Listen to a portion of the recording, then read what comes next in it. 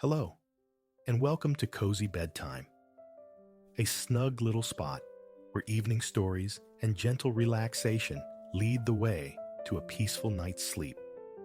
Tonight, we share another soothing tale designed to calm your thoughts and invite a sense of comforting tranquility.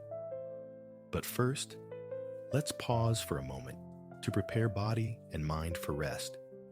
Find a comfortable position, and with each slow inhale and gentle exhale, imagine the day's worries drifting away.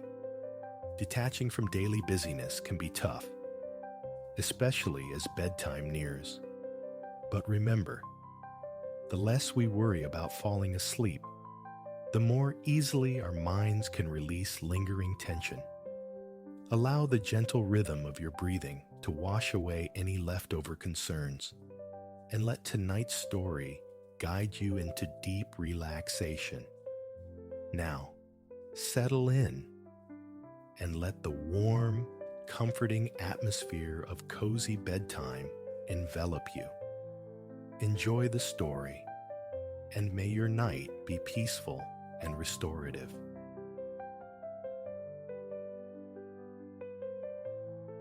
Let the familiar fade. Allow a different current to carry you. Picture Florence, not merely visited, but breathed in, as Alara traced the lines of its ancient stone arteries, her path converging on an encounter with timeless artistry.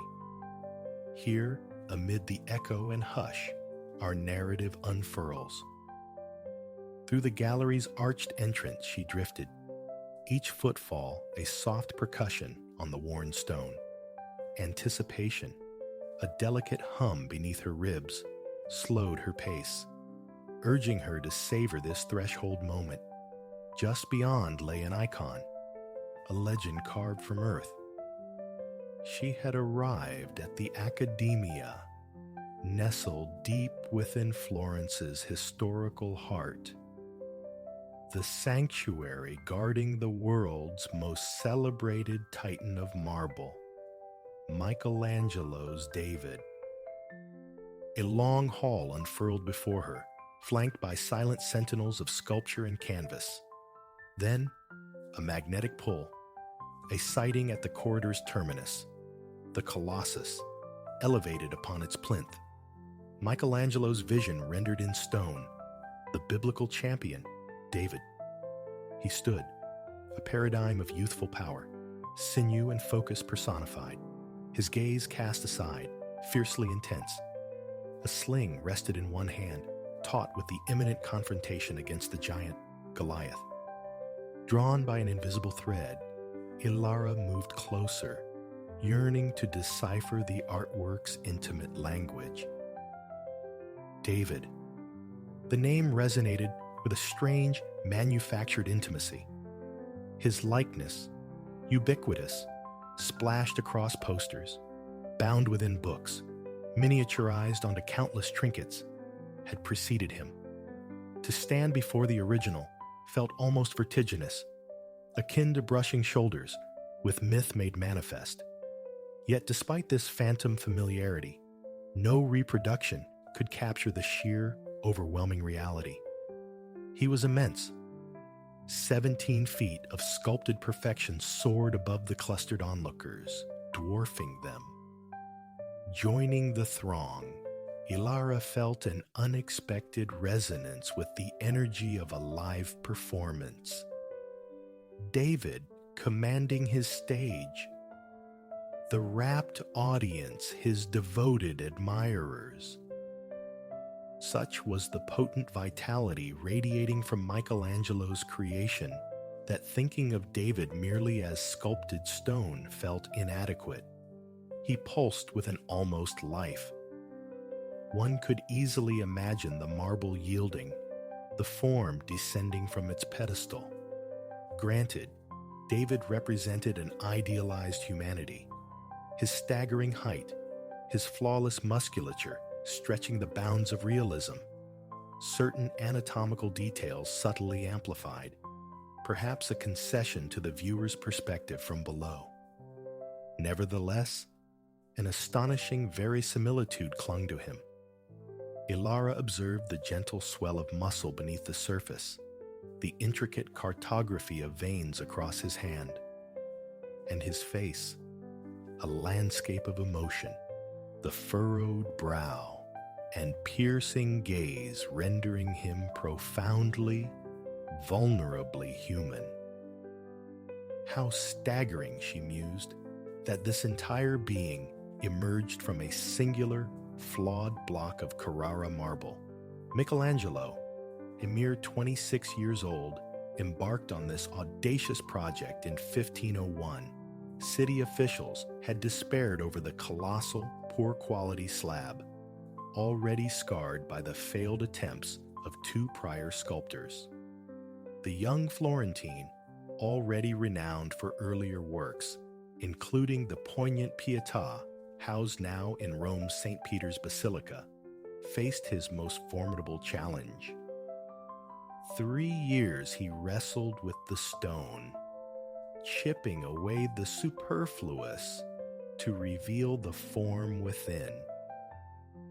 Her guidebook offered a whisper from the past, a sculptor's creed attributed to the master himself, something akin to, "I perceived the angel trapped within the marble and carved relentlessly until I had set him free." As Ilara circled the statue, absorbing every facet, every nuanced plane, this concept resonated, liberating the angel from the stone. A beautiful, expansive idea, transcending this single masterpiece. It spoke to the artist's profound role, not merely creator, but liberator, releasing beauty into the world for all to encounter. Florence itself, she realized, was a gallery writ large, brimming with such liberated creations awaiting discovery. Even within the academia, more awaited. Michelangelo's other marble figures, the Prigioni, forever straining, pushing forth from their stony prisons, eternally seeking release. Ilara lingered, exploring further, drinking in other Renaissance marvels. But eventually, a sense of saturation set in. Such potent beauty, she decided, was best absorbed incrementally. She recalled reading of a peculiar Florentine affliction, the Stendhal syndrome, named for the French author, overwhelmed to the point of faintness by the city's artistic density. It was easy to understand. This compact city pulsed with concentrated history, art, and architecture at every turn, slowing down, absorbing one marvel at a time, felt not just wise, but necessary. Perhaps another gallery tomorrow. For now, the labyrinthine streets beckoned, promising aimless wandering through the historic core. Outside, the afternoon sun draped the city in warmth, yet a benevolent breeze stirred the air, freighted with the perfume of jasmine and the tempting aromas drifting from nearby trattorias. Florence exuded a relaxed, unhurried grace, less a frantic metropolis, more a tranquil town where bicycles and feet set the prevailing rhythm. No one seemed rushed. People ambled, their pace dictated by the omnipresent beauty demanding appreciation. Ilara found her own stride softening, sinking with the city's gentle cadence. Navigating a narrow vicolo, she admired the harmonious elegance of the old buildings, typically 3 or 4 stories tall. A unified palette of pale yellows, creams, and grays dominated, punctuated by the dark wood tones of shutters. Everything flowed, a visual tranquility born of cohesion. One facade melted seamlessly into the next, the winding lanes promising endless continuity. Periodically, through gaps in the urban fabric, she caught glimpses of the Duomo, the cathedral's colossal dome presiding over the city's heart. It would appear suddenly at a street's end, a vast, russet apparition, both startling and familiar. A part of her urged her towards it, to confront its majesty directly. Yet another part savored the deferral, holding it in reserve like a promised delight. For this moment, aimless meandering, simply absorbing the ambient history woven into the shady streets, felt sufficient. Every corner seemed to hold a plaque, a statue, a whisper of some significant event or personage. An open-air museum inviting slow discovery. History breathed here. She recalled Florence's medieval zenith as a powerhouse of European finance, its fortunes buoyed by the Arno's connection to the sea, facilitating global trade in prized wool and luxurious textiles. Fortunes were forged by industrious merchants. And it was here, around the 14th century, that the Renaissance, the rebirth, ignited. This cultural inferno blazed with innovation across art, science, philosophy.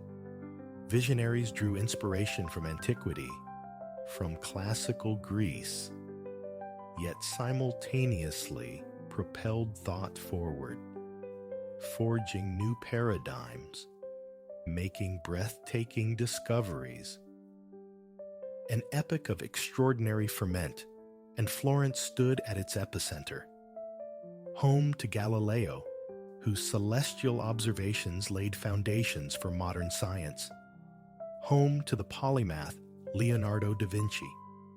Astonishingly, many of history's artistic titans converged here within roughly the same era. Michelangelo, Botticelli. The sheer concentration of genius in this single city felt almost improbable. Was it mere coincidence, Ilara wondered? Or did Florence possess some unique, nurturing alchemy? An answer, or perhaps a clue, materialized moments later in the solid form of architecture. She found herself in a piazza, facing a grand, fortress-like edifice, its distinctive campanile sporting a clock face. Palazzo Vecchio, the old palace, ancient even by Florentine standards, dating to the 13th century, it once served as a residence for the formidable Medici family. Their banking dynasty wielded immense power, wealth, and influence across Europe for generations.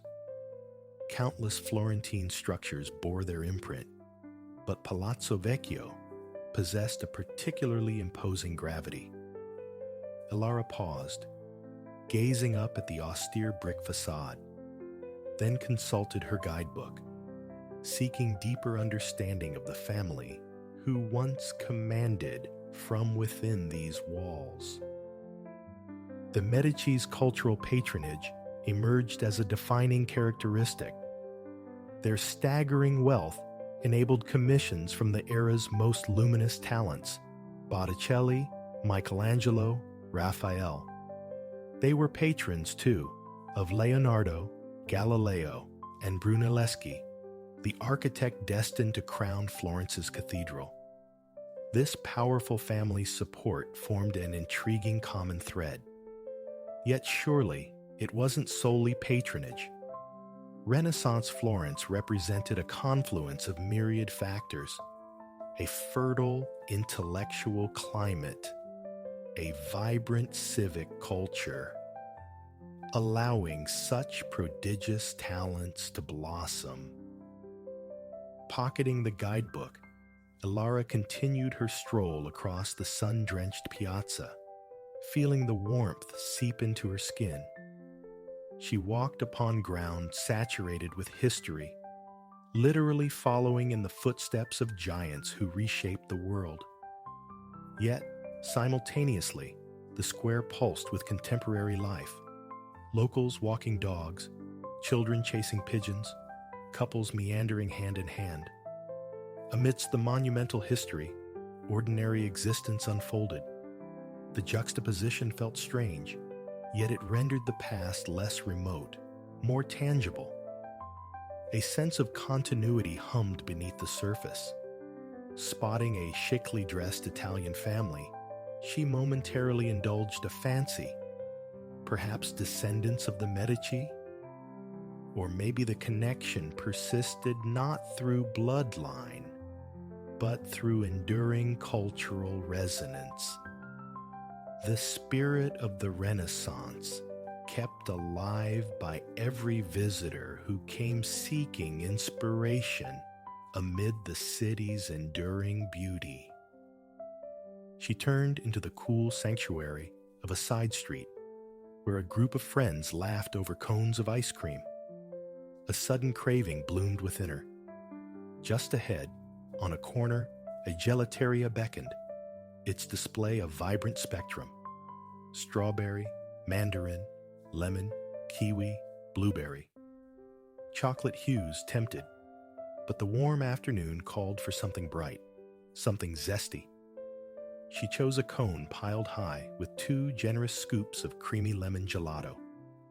The vendor handed it over with a warm smile, mentioning the lemons hailed from Italy's finest groves on the Amalfi Coast. Closing her eyes momentarily, Ilara savored the first taste, a cool, intense burst of citrus that seemed to dissolve the city's heat, transporting her, just for an instant, to a sun-drenched grove overlooking a sapphire sea. Endless rows of lemon trees under a cloudless sky. The daydream dissipated as she opened her eyes, but a serene afterglow remained, the authentic taste of summer. Another journey, perhaps, to trace those lemons to their southern source. Refreshed, subtly energized by the sweetness, she felt ready to continue her exploration.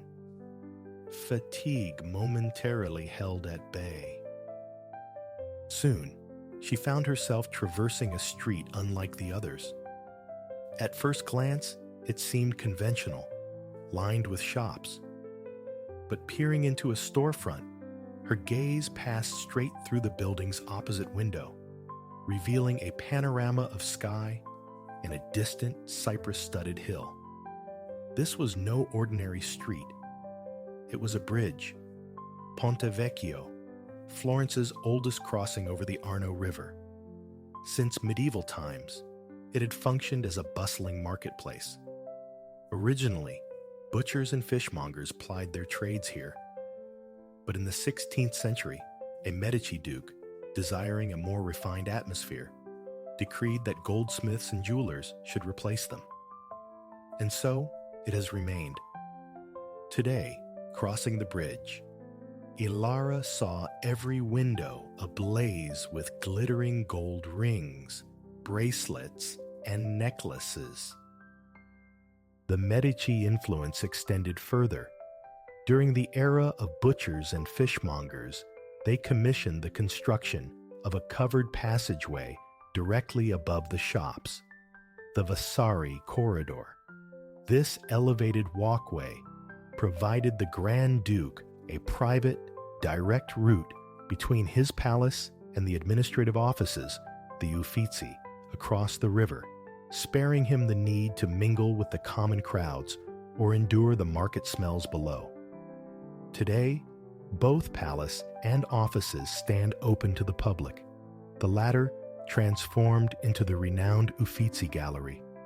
Her guidebook noted the corridor itself was currently closed, but slated for reopening. Looking up, Ilara traced the line of small windows on the upper level above the shops. The Duke's secret passage.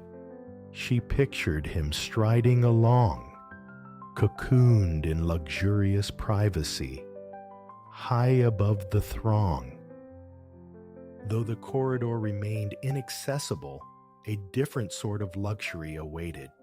Past the gleaming jewelry displays, she reached the bridge's central point, an open space offering unobstructed river views. Leaning against the low stone parapet, she let her gaze drift leftward along the Arno. There stood the elegant Uffizi Gallery, its walls catching the afternoon sun, glowing like old gold. She noticed the row of small windows running along its side, perhaps the corridor's continuation. Her mind wandered to other hidden chambers, mysterious apertures. Surely a city this ancient harbored countless secret spaces. The vista from the bridge was painterly in its perfection. The tranquil river, a shimmering mirror reflecting the sky, flowed through the center. Flanking its banks stood rows of beautiful old buildings, rendered in shades of cream, gold, and pale orange. In the distance, another bridge arched gracefully near an ancient tower, while a gentle hill rose, its crest fringed with the dark, slender silhouettes of cypress trees. A longing stirred within her to ascend that hill, to gain that elevated perspective on Florence. But as she imagined the climb, the day's accumulated fatigue asserted itself. Hours of walking and absorbing had taken their toll. She was ready for rest. Thankfully, her hotel lay nestled in the city center, just a few streets away. Retracing her steps through the cooling shade of the back streets, Alara soon reached her temporary sanctuary. Her room, situated on the top floor, was compact yet comfortable, adorned with rich patterns and fabrics. The curtains, a creamy velvet embroidered with intricate floral motifs in deep reds, evoked the grandeur of a Medici palazzo, a deliberate homage, surely, to Florence's textile heritage. But the room's true treasure lay beyond the fabric. She had requested a view. Drawing back the heavy curtains, she unlatched the glass door and stepped onto the small balcony. Before her, rising majestically from a sea of terracotta rooftops, stood the Duomo. Brunelleschi's iconic dome dominated the skyline, its vast expanse constructed of russet bricks, crowned by an ornate white marble lantern, itself topped with a final flourish, a bronze ball and cross. The symbol of Florence, the embodiment of Renaissance ambition. She recalled the story of the dome's genesis. Construction on the cathedral began in 1296, but over a century later, the immense crossing remained open to the sky. In 1418, the city sought an architect capable of designing a massive, self-supporting dome.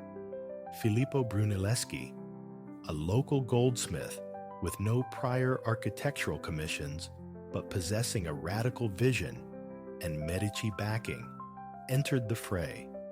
Legend holds he secured the commission through ingenuity, challenging the committee members to make an egg stand upright on its end. After numerous failures, Brunelleschi took the egg, smartly tapped its base against the table, cracking the shell just enough to create a stable footing. The egg stood. The commission was his. Truth or apocrypha, Brunelleschi's genius was undeniable. The dome remains an engineering marvel, composed of over 4 million bricks, still the largest masonry dome on Earth. Standing there on the balcony, gazing at the magnificent structure bathed in the late afternoon light, Alara smiled, thinking of the egg. Like Michelangelo discerning the angel within the marble, Brunelleschi perceived the extraordinary potential hidden within the ordinary. Perhaps this knack for visionary perception was the common thread uniting Florence's Renaissance luminaries. Thirsty from her long walk, she retreated inside, pouring a glass of chilled mineral water.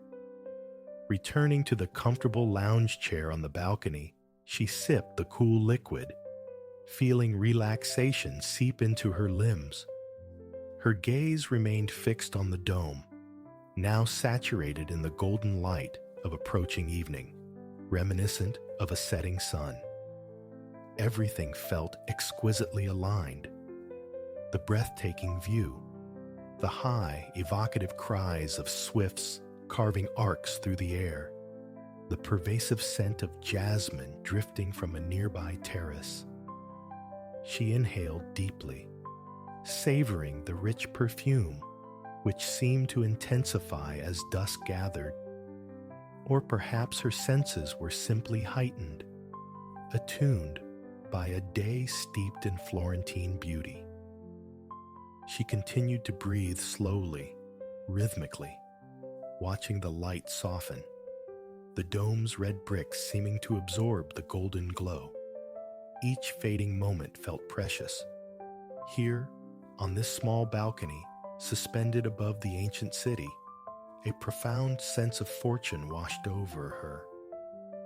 It had been a perfect day. And now, this tranquil interlude, this quiet communion with Florence's soul, could stretch as long as she wished.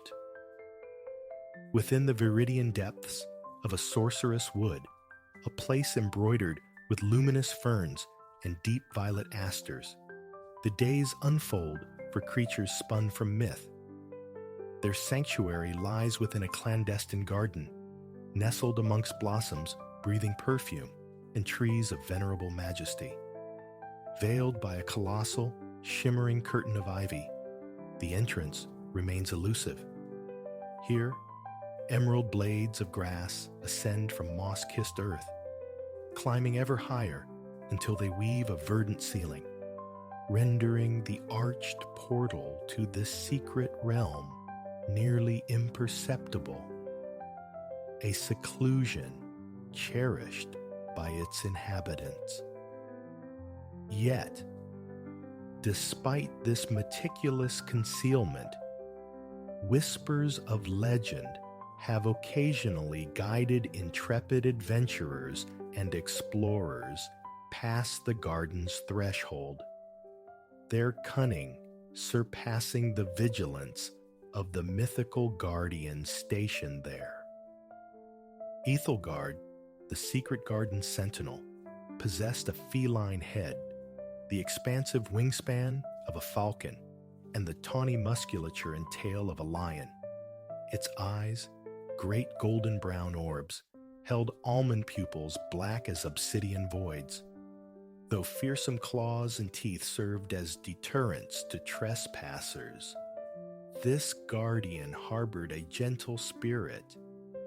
Its placid nature and kind gaze belied an arcane power capable of erasing human memories should the need arise. Among the earliest entries in the forest's bestiary, a leather-bound tome inscribed with golden script, safeguarded beneath a glass cloche upon a stone plinth in the rose garden, is Ethelgard.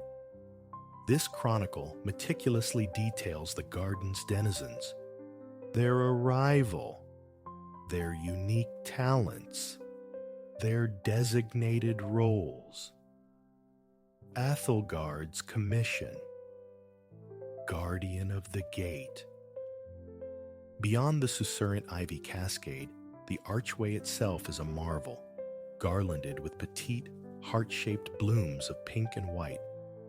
Wrought iron, twisted into elaborate arabesques, forms the gate, its surface alive with intricate reliefs depicting a sylvan idol.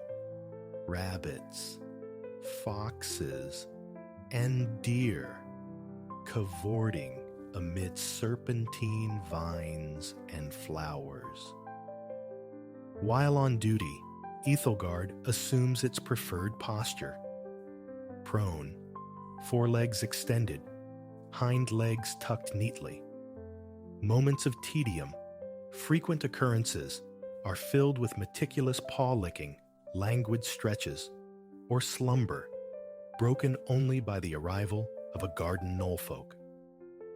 Now, the knoll folk of the secret garden, though diminutive in stature, shoulder immense responsibilities. These diminutive horticulturists, their skin weathered like old bark, their beards snowy cascades beneath conical caps, are the true custodians of this hidden Eden. Their hamlet, a cluster of hollows at the roots of towering evergreens, lies just beyond the gate, surrounded by oval flower beds and soaring conifers. Off-duty hours find them knitting robust sweaters and socks from yarn spun of bamboo grass fibers.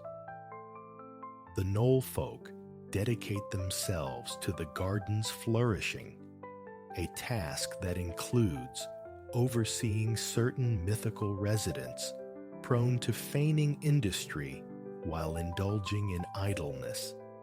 The Glimmerwings, especially, exhibit a penchant for languor over labor. These fey beings inhabit a nearby meadow where larkspur glimmers like scattered sapphires. Resembling delicate elves, but distinguished by pointed ears and 4 dragonfly-like wings, the Glimmerwings serve as the garden's assessors. Hovering with miniature clipboards, they are meant to report to the knoll folk on the nectar quality favored by the garden's bees. Frequently, however, duty is forsaken for the allure of blackberries ripening in thickets near the cherry blossoms. The cherry blossom field unfolds as a pastel dreamscape, where countless petals drift from mature trees, blanketing the ground in a soft pink tide. This ethereal locale is the domain of Silvana. In her true guise, this cunning entity resembles a fox of elegant proportions, long, slender limbs, a sharply pointed muzzle, and a coat of white fur that catches the light. Yet, she is a mistress of metamorphosis, often shifting her shape. Her occasional impersonations of knoll folk prove a source of considerable irritation to the genuine article. Silvana ranks among the forest's most ancient inhabitants. Her kind accrues tales throughout their long lives, up to 9 in total, currently sporting 7, each a distinct hue of the rainbow, a testament to her vast age, a topic she steadfastly avoids. She carries her very essence, her life force and magic, within a smooth, round gemstone radiating a gentle yellow luminescence. This precious stone, typically nestled within her most voluminous tail, is guarded jealously. When assuming other forms, like her favored panda guise whose black and white fur complements it beautifully, she wears the gem upon a white leather collar, dotted with tiny gold stars. In her vulpine form, she luxuriates beneath the cherry trees, grooming meticulously as pink petals descend like silent snow. 2 centaurs also grace the garden. Brother and sister, Corvus and Althea, delight in traversing the cherry blossom field during the pearlescent dawn, when dew kisses every leaf and petal.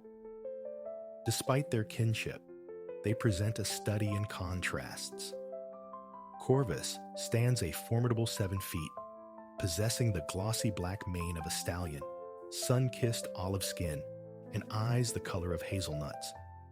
Althea, slightly shorter at 6 feet, boasts a fair complexion, rosy cheeks, and eyes like fragments of the summer sky. Her platinum blonde mane cascades in a thick braid nearly to her knees. Corvus and Althea fulfill a crucial, albeit infrequent, duty. They are charged with discreetly guiding unexpected visitors back towards the arched gate, where Ethelgard can gently wipe their memories of the secret garden clean. They then observe as the bewildered humans depart through the ivy curtain. Though visitors are rare, the centaurs approach their task with solemnity, strengthened by their close friendship with the knoll folk. According to the knoll folk, intruders, particularly humans, represent a significant threat. Humans, they lament, inflict careless damage, plucking golden blossoms tended by gentle ogres, trampling beds of scarlet poppies and pink tulips cultivated by the garden's Taurus major. This imposing figure, a bull-headed man with powerful shoulders, a long brown tail, and wielding a silver axe, invests years in nurturing his floral charges, sighing profoundly when his work is trod upon. That some of their mythical companions share ancestry with humans perplexes certain knoll folk, though those kin understand. Most humans, they know, are driven by curiosity, not malice. Still, whispers arise among the knoll folk questioning the gentle Ethelgard's suitability as gatekeeper. Perhaps Taurus Major himself, they muse, would prove a more effective deterrent. To deliberate such matters, the knoll folk convene a council of elders, occasionally gathering in a circular clearing amidst a sea of daisies. Today, the question of Ethelgard and its role resurfaces. One knoll folk elder, her pointed hat pulled so low it obscures her eyes, argues that the guardian is no longer fit for purpose. Her attire, a white dress, yellow belt, green hat, mirrors the daisy field precisely, prompting speculation about intentional camouflage. Humans, she contends, have learned to exploit Ethelgard's weakness for riddles, bargaining passage for correct answers. However, the council's presiding elder offers a counterpoint. Rather than replacing Ethelgard, why not arm it with more challenging enigmas, conundrums designed to baffle even the sharpest human minds? Challenged for an example, the head elder strokes his beard, brow furrowed, crafting rhymes sufficiently complex to thwart clever humans proves difficult. "Allow me," volunteers a knoll folk in a blue tunic and black hat, stroking his lengthy beard. "I wear an eye of blackest night. My hair is golden, burning bright," he recites. "My feet are planted in the clay. I turn my face towards the day. What am I?" A collective shake of heads follows. "A sunflower," they chorus, "far too simple." After thoughtful reflection, the knoll folk concede their expertise lies too firmly in horticulture. Human intellect would likely unravel any riddle they devise. "Best leave Ethelgard at the gate," concludes the head elder. Ultimately, the guardian remains the most adept at handling human curiosity, possessing the unique ability to magically veil their memories if necessary. With the matter settled, the knoll folk disperse, returning to their arboreal hollows or garden plots. When not reposing beneath the cherry blossoms, Silvana fulfills her duty as the garden's messenger, relaying the knoll folk's directives. Her first destination, the topiary garden, domain of the Chimera, who spends his days sculpting dense foliage into fantastic shapes. The Chimera, surprisingly, stands as perhaps the most gifted gardener. This is remarkable given its tripartite nature: a goat's head, a lion's head, and a serpent's head, each possessing its own distinct perspective. yet gardening is the singular passion uniting them. When tending his living sculptures, the three heads operate in harmonious concert. Indeed, three heads prove superior to one, allowing for magnificent creations born from a confluence of ideas. He cultivates towering boxwoods in varying shades of green, expertly shaping them with pruners, shears, and immense loppers. His verdant artistry knows few bounds. From solitary bushes emerge pensive gargoyles, hunched introspectively, fists propping chins. Broad hedges transform into jubilant trolls, their bushy hair standing on end. His sculptures honor fellow inhabitants of the secret garden. One depicts the colossal Ophidian coil, whose task involves preparing land for new plantings by plowing vast tracts with its formidable teeth. The chimera renders his serpentine friend as a perfect circle, mouth engulfing tail. Adjacent stands Cinderwing, the majestic avian with plumage of scarlet and gold, its blue crest flowing like a silken train. The Cinderwing topiary is fashioned from a honeysuckle bush. Its red, firecracker-shaped blooms and small golden, bell-like flowers aptly chosen for this creature of flame and rebirth. Placing it beside the serpent is equally deliberate, acknowledging the ancient rivalry between these two immortals. On the subject of eternal life, Ophidian coil maintains the garden has room for only one symbol of perpetual renewal, an endless cycle of beginnings. Cinderwing, well acquainted with rising from its own ashes, concurs on the principle but refuses to yield the title. The bird asserts mythological seniority. The truth, however, is obscured by time. Their origins are lost narratives, consumed by fire, according to Cinderwing. It once possessed an ancient papyrus scroll settling the debate of precedence. Papyrus, that tea-stained material derived from Nile reeds, served many purposes, including record-keeping. Cinderwing claimed this scroll detailed its genesis, crucially pinpointing the date when the Knoll Folk Elder Council convened to adjudicate the best immortal dispute. They requested the document.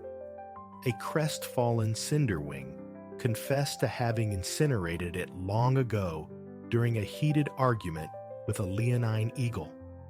This former acquaintance had audaciously declared itself the paramount mythical bird, exhausting Cinderwing's final shred of patience. Unable to contain its inner fire, it erupted in flames, inadvertently destroying the scroll clutched in its talons.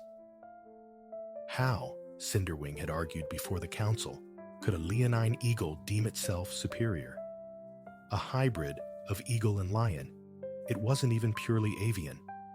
Intelligent, certainly, a trait worn plainly on their eagle faces, and strong, with leonine bodies and sharp talons. But this does not greatness make, Cinderwing declared. A phoenix lives forever. What surpasses that? What of a serpent that lives forever? Interjected the head elder, gesturing towards Ophidian coil, which had been silently encircling the assembly. Thus, with its proof of origin reduced to ash by its own hand, Cinderwing consented to share the title of best immortal creature with the serpent, contingent upon the council acknowledging the phoenix's avian superiority over the leonine eagle. So agreed, decreed the Council of Norfolk Elders, closing the case. As twilight deepens, most garden denizens conclude their labors. The sun dips below the forest's edge, and the sky transforms into a velvet canvas pricked with starlight. Yet, for two inhabitants, the late shift commences. Reinhardt, the frost giant, emerges from his shadowed cavern as night fully claims the heavens. A colossal figure wrought from dark blue ice, faceted like a precision-cut gem. He possesses two horns of frozen light, glowing eyes, and a beard of crystalline icicles. His gold and silver sledgehammer serves often to clear terrain for new growth. Reinhardt's cave resides within the garden's heart, nestled in a modest peak, barely cresting the forest canopy, an ideal vantage for his duties as senior irrigation specialist, a title born with immense pride. Atop the summit, the frost giant inhales deeply. His exhalation releases a cool, mist-laden current across the land, scattering myriad infinitesimal ice particles. This breath coats the topiary garden, the cherry blossom field, and flower beds bristling with lupines resembling blue cornstalks. Reinhardt's icy sigh blankets the intricate garden maze, a labyrinth of winding hedges the centaurs navigate blindfolded for sport. His breath supplements the morning dew, preserving soil moisture until sunrise warms the flora. Occasionally, however, his chill proves excessive, threatening flower and vegetable beds with frostbite. Here enters the frost giant's steadfast, quadrupedal companion. Emberhound of the Secret Garden is a cheerful, three-headed, fire-breathing canine with kind blue eyes, a short gray coat, and a spiky, draconic tail. Once guardian of the underworld's gates, Emberhound now embraces his role as the garden's official warmer. Each night, he patrols silently, sniffing out patches endangered by the encroaching cold.